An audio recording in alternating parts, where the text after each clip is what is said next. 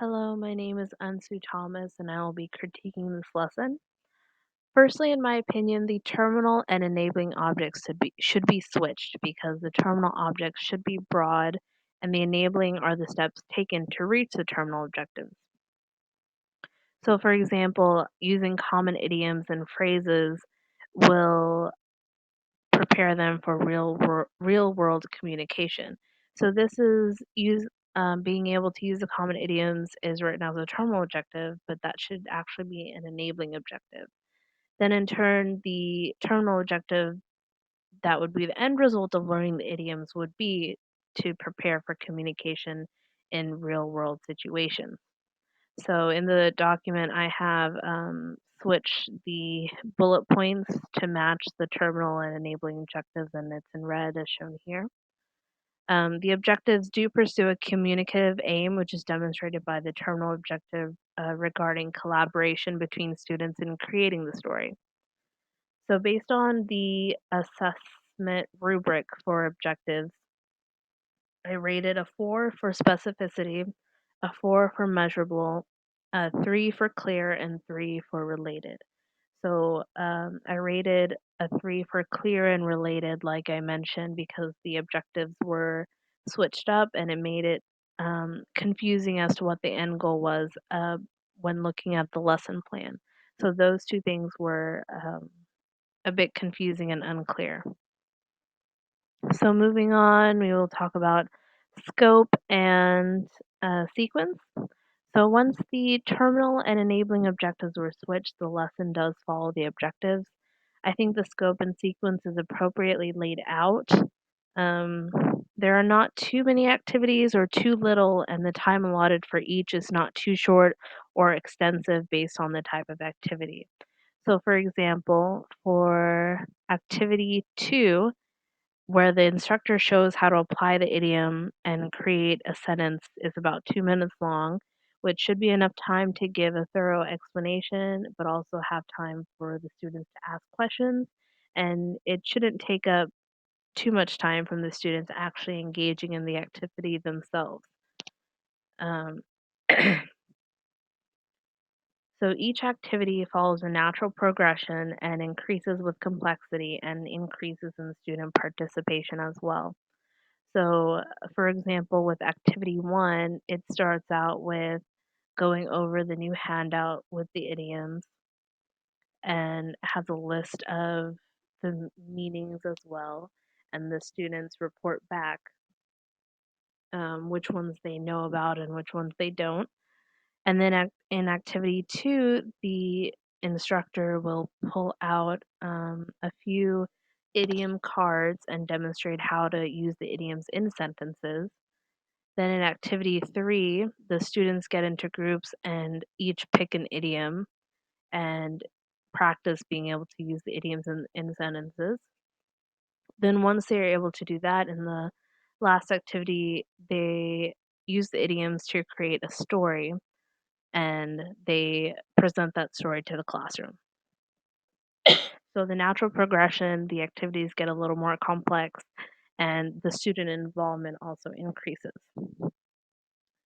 So the procedure overall is a PPP, so presentation, participate, production. For presentation, the teacher introduces the concept and does a little bit of a lecture in the beginning to talk about idioms. The students then participate by practicing the idioms and using them in sentences. Then they produce by creating their own story using the idioms and presenting it to the class. But I also think that it uses ESA as well, engage, study, activate, because it's not with PPP, the instructor would be lecturing and then the student engages. But throughout these activities, the students are also giving feedback and asking questions. It's not simply just a lecture straight off. So there is some interaction between the instructor and the students throughout from the beginning of the lesson through the end. Excuse me. So the lesson is good balance between the instructor and the student speaking, and the instructor does not dominate the class. So the scope and sequence are organized well, in my opinion, and the activities don't need to be moved around. My only suggestion for activity 4 is to have some kind of theme for the students to make a story about rather than leaving it completely open. Excuse me. So, for example, the story can describe a student's favorite movie or a book while using the idiom.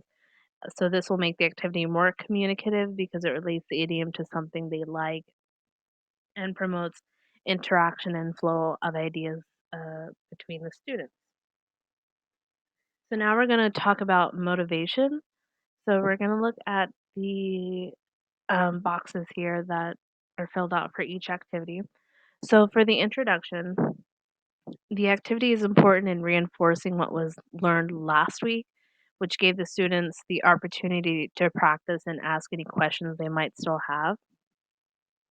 So, the previous class material, based on the lesson description at the beginning, was communicative because it went over names of places and professions and sentences to use for pair communication, which can be used in any real life context.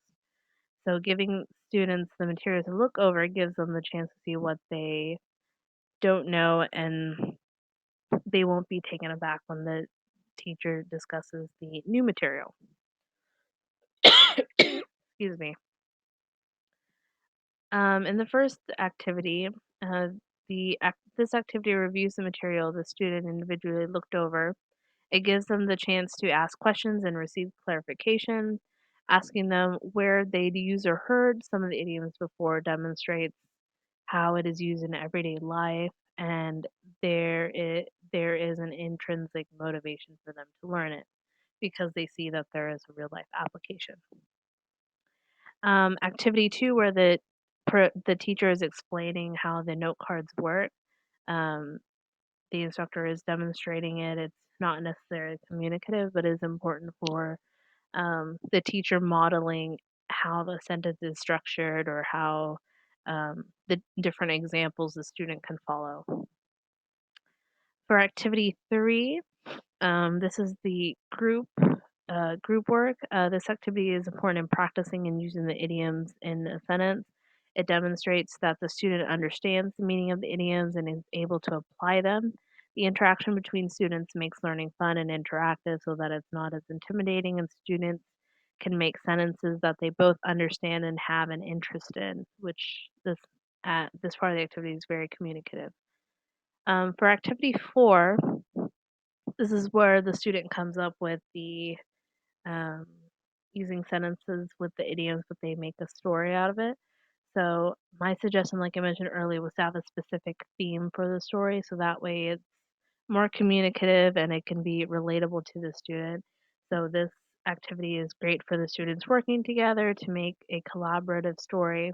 It reinforces the idioms learned and demonstrates application of idioms in different contexts. It also integrates writing, not just speaking. So in conclusion, having presenting the story and getting feedback from the teacher and from the students is important. It's part of positive and negative feedback and can help the student learn more. And then in conclusion, um, introducing the lesson for the next class is important.